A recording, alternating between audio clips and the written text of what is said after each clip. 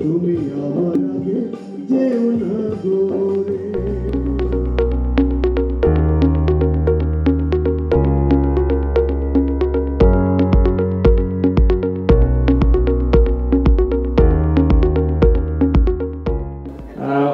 1976-77 সেশনের INA honours, 80 সালে honours pass করেছি এবং যে প্রথম টিমটা আইআর অ্যালুমনি অ্যাসোসিয়েশন গঠনের উদ্যোগ নিয়েছিল 70-এর দশকের শেষে 80-র দশকের প্রথম দিকে, আমি সেটার মেম্বার ছিলাম।